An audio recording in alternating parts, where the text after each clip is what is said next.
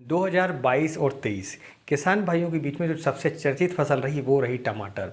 क्योंकि 2022 और 23 में हमने देखा कि टमाटर के इतने रेट गिरे और इतने लंबे समय तक गिरे कि पहले कभी नहीं हुआ। और अभी के समय पर हम देख रहे हैं कि टमाटर के रेट इतने बढ़े कि जो पहले कभी नहीं बढ़े। ये बहुत ही संवेदनशील साल रहा किसान भाइयों के लिए। इस समय पर जितना इमोशन टमाटर के लिए किसान हुआ वो कभी नहीं हुआ।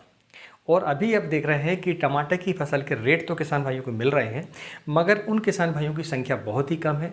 दूसरा, यदि उन्हें रेट मिल भी रहे हैं तो उनकी जो टमाटर की फसल है वो अभी उतनी बेहतर नहीं है। उसमें काफ़ी प्रकार की समस्याएं हमें देखने को मिल रही है।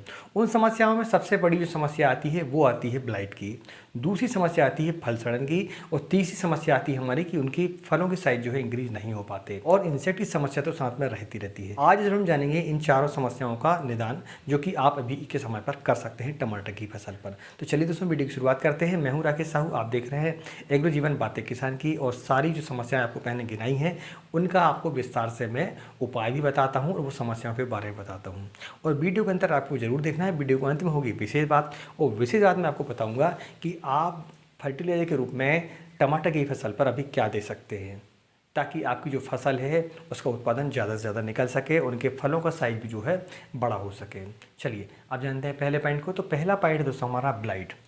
अभी के समय पर और ख़ासकर बारिश के समय पर हम देखते हैं कि ब्लाइट की समस्या हमें काफ़ी देखने को मिलती है। और टमाटर की फसल में अगर ब्लाइट को देखा जाए तो वो एक कैंसर के रूप में होती है। आपने अगर ब्लाइट से टमाटर को नहीं बचाया तो आप टमाटर को नहीं बचा सकते, उसकी फसल को आगे नहीं ले जा सकते।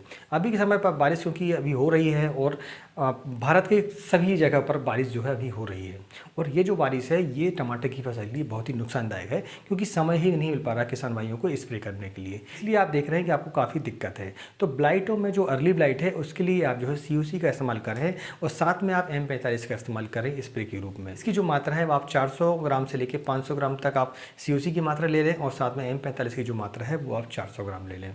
तो आपकी जो ब्लाइट है वो अर्ली ब्लाइट और लेट ब्लाइट आपकी कवर हो जाती है।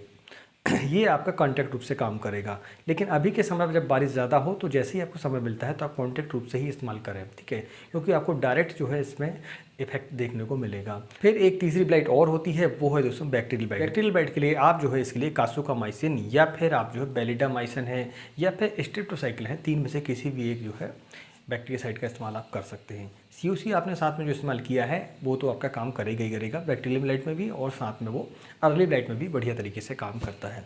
तो इस कॉम्बिनेशन का आप इस्तेमाल करें तो आपकी जो ब्लाइट है वो काफ़ी हद तक आपकी दूर हो जाती है। हाँ, और आपको समय मिल जाता है तो फिर आप उसके लिए, और ब्लाइट आपकी ना हो उसके लिए, फिर आप दूसरे जो फोलियो गोल्ड वगैरह है, एमिस्टोर टॉप है, इसका भी इस्तेमाल आप कर सकते हैं। एमिस्टोर का भी आप इस्तेमाल कर सकते हैं, फोलियो गोल्ड का भी इस्तेमाल कर सकते हैं यदि आपको समय मिल पाता है स्प्रे का तो।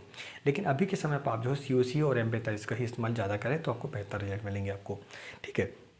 तो ये रही दोस्तों ब्लाइट की समस्या। दूसरी समस्या में सबसे बड़ी समस्या आती है वो आती है फल सड़न की। तो बारिश जब ज़्यादा होती है तो उस समय हम देखते हैं कि फलों का जो साइज है वो एक तो छोटा रहता है, और दूसरा फल हमारे गिरते हैं, डंठल से जो है फल अपने आप गिर जाते हैं। तो इसके लिए जो है कैल्शियम बोरान की जो मात्रा है आपको देनी तो पड़ेगी। साथ में आपको एक ऐसा फंगीसाइड आपको चलाना पड़ेगा जो कि इन फंगसों को दूर कर सके और फल आपके जो है वो सड़े ना।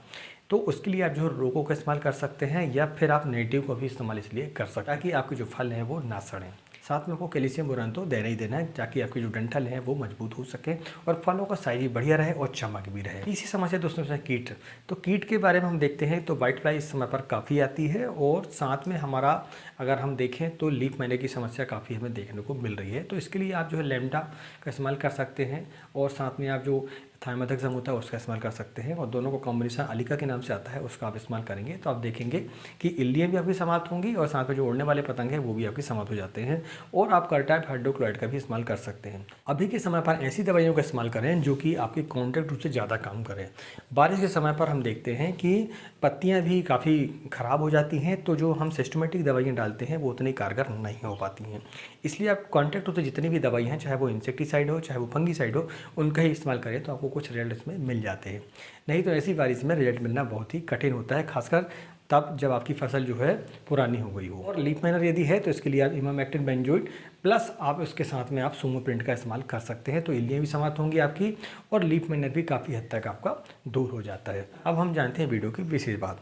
विशेष बात में मैं बढ़ने से पहले आपको बता दूँ, यदि ये वीडियो आपको पसंद आया तो वीडियो को लाइक करें और चैनल पहली बार आए हैं तो चैनल को सब्सक्राइब करना ना भूलें। तो पहले हम जानते हैं कि हम ड्रिप के माध्यम से क्या दें ताकि हमारी जो फसल है वो बढ़िया आए, उसकी जो फलों का साइज है वो बढ़िया आए। तो उसके लिए आप जो है 13-0-45 दे सकते हैं। सप्ताह में कम से कम आपको 4 से 5 किलो देना है। दूसरा, आपको 0-0-50 की जो मात्रा है वो 2 केजी आपको पर सप्ताह के हिसाब से आपको रखना पड़ेगा।